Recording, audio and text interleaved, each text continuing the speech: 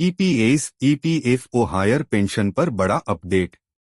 Pension भोगियों के लिए खुशखबरी, ईपीएस 95 पेंशन बढ़ी। पेंशन भोगियों के लिए यह एक बड़ी खुशखबरी है। कर्मचारी भविष्य निधि संगठन ईपीएफओ ने हाल ही में पेंशन से जुड़े कई महत्वपूर्ण बदलाव किए हैं, जिनका उद्देश्य पेंशन भोगियों को बेहतर सुविधाएं प्रदान करना और उनकी पेंशन प्रक्रिया को सरल बनाना है। ईपीएस 95 पेंशन योजना में हुए नए बदलावों, हायर पेंशन की प्रक्रिया और ईपीएफओ द्वारा जारी किए गए नए दिशानिर्देशों की पूरी जानकारी आपको यहां मिलेगी। ईपीएस 95 पेंशन योजना का परिचय।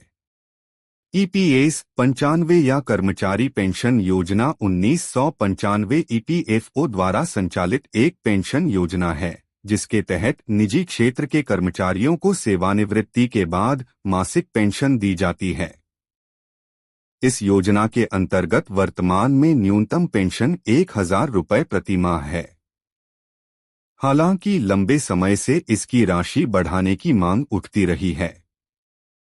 अब सरकार इस पेंशन को 7500 रुपये प्रति माह करने पर विचार कर रही है। ईपीएस 95 पेंशन योजना की विशेषताएं। विवरण। जानकारी।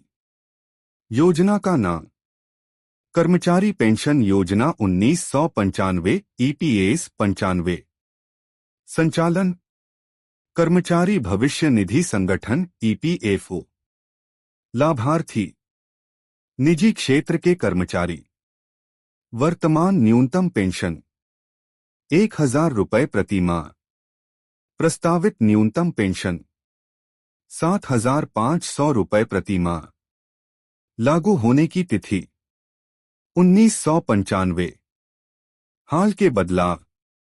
सीपीपीएस लागू 1 जनवरी 2025 से। ईपीएफओ द्वारा जारी किए गए नए दिशानिर्देश।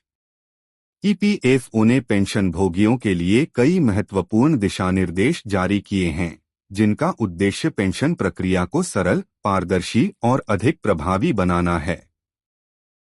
एक केंद्रीकृत पेंशन भुगतान प्रणाली सीपीपीएस। 1 जनवरी 2025 से लागू हुई नई प्रणाली। पेंशन भोगी अब किसी भी बैंक शाखा से पेंशन प्राप्त कर सकते हैं। पेंशन भुगतान आदेश पीपीओ को स्थानांतरित करने की आवश्यकता नहीं। नए बैंक या शाखाओं को आईएफएससी कोड के साथ सिस्टम में जोड़ा जाएगा।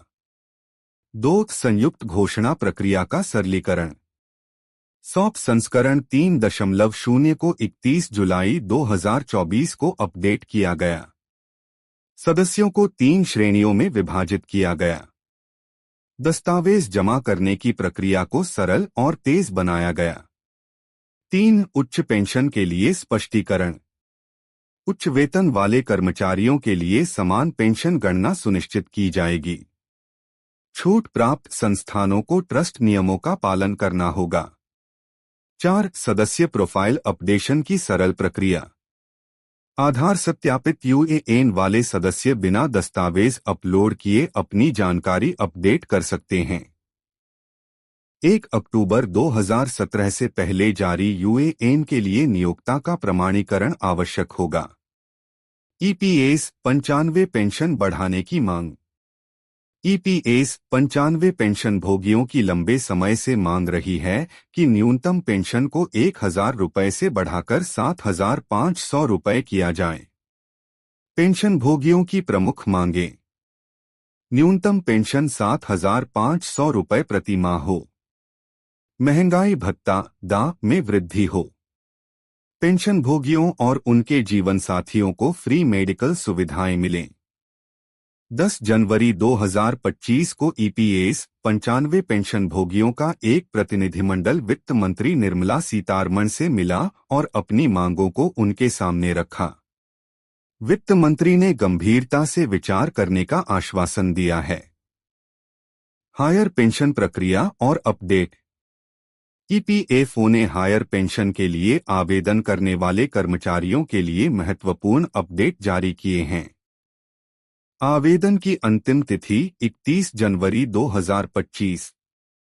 नियोक्ताओं को 15 जनवरी 2025 तक ईपीएफओ द्वारा मांगे गए स्पष्टीकरण पूरे करने होंगे। 17,48,775 आवेदन प्राप्त हुए, जिनमें से 16,282 पेंशन भुगतान आदेश जारी किए गए। 2.6 लाख आवेदन अस्वीकार कर दिए गए। हायर पेंशन के लिए पात्रता 1 सितंबर 2014 से पहले ईपीएस का सदस्य होना चाहिए। वेतन सीमा 15,000 रुपये से अधिक होनी चाहिए। नियोक्ता और कर्मचारी दोनों को संयुक्त विकल्प देना होगा। ईपीएफओ की नई पहल ऑनलाइन सेवाएं। ईपीएफओ ने पेंशन भोगियों की सुविधा के लिए कई ऑनलाइन सेवाएं शुरू की हैं। आधार लिंकिंग, डिजिटल जीवन प्रमाण पत्र जमा करना, पेंशन का ऑनलाइन ट्रांसफर, शिकायत निवारण प्रणाली। ईपीएस 95 पेंशन बढ़ाने के लाभ। यदि सरकार ईपीएस 95 पेंशन को 7,500 रुपये करती है तो इसके अनेक लाभ होंगे। पेंशन भोगियों की आर्थिक स्थिति में सुधार, बेहतर जीवन स्तर, स्वास्थ्य देखभाल पर अधिक खर्च करने की क्षमता, आर्थिक सुरक्षा में वृद्धि, समाज में वरिष्ठ नागरिकों का सम्मान। चुनौतियां और आगे का रास्ता। ईपीएस 95 पेंशन को बढ़ाने की मांग जायज होने के बावजूद इसमें कुछ चुनौतियां हैं। वित्तीय बोझ, पेंशन में वृद्धि से सरकार पर अतिरिक्त वित्तीय बोझ पड़ेगा। फंड की उपलब्धता, ईपीएफओ को अतिरिक्त धन की आवश्यकता होगी। नीतिगत निर्णय, सरकार को विभिन्न हितधारकों के हितों को ध्यान में रखना होगा।